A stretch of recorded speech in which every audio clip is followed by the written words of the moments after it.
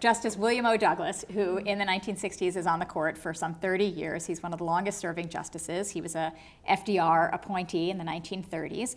He tells stories in his memoirs about riding the rails with the hobos and the IWW. He talks about that, and it's a big part of who he is. And it may or may not be true. As you say, he's known for some apocryphal stories that he tells, but I will tell you what is true.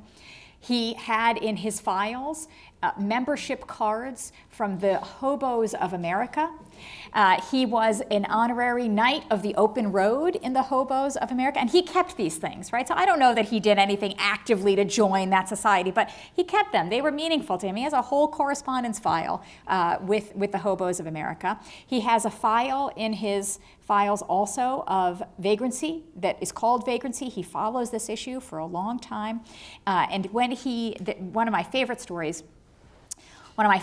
is that when he was one of the architects of the C&O Canal being made into a national park in Washington, D.C. And so every year he and a few other people would go on a hike of the C&O Canal to try to raise awareness of this issue. And one year it's raining. And he and Senator Douglas and the Secretary of the Department of the Interior and all these people show up at an inn along the route. They're dripping wet. They open the door, they come in, and she says, "You tramps, get out of my inn. You're making my floor wet." And it's a newspaper article, and I have to imagine that made him incredibly happy. Well, and that gets at something that's really profound about American history that, again, I think we often don't understand, and that is that America actually has this very long history, really from the very beginning of the Republic, of this notion that the role of government, the role of justice, has a lot to do with eliminating poverty and eliminating the desperation of the most poor people. And so Justice Douglas is someone who, the experience of the 1930s, whether he really went through it or not, but the John Steinbeck kind of picture, but which we see almost exclusively in terms of poor white people and the desperation of that time.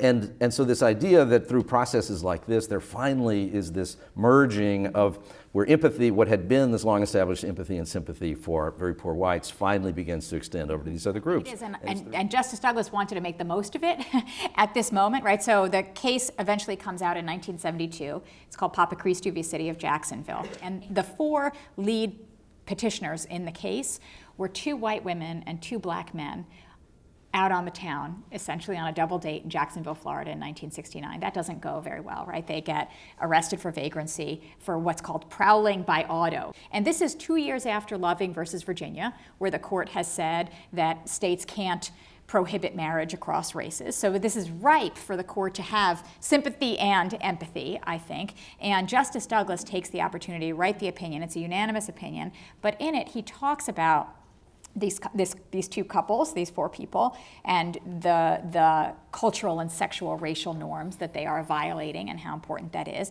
But he also goes big, right? He uses this to stand in for rights to nonconformity, the right to live a life of high spirits and to dissent and to live a life of creativity. And he really sees vagrancy laws as impeding the American mythology of living your life the way you want to. He was on the bench for more than 30 years, and at his funeral, this is the opinion that he wants read. This is the opinion that he thinks really encapsulates his vision of America, his vision of what America becomes after the 60s, and what we should all aspire to.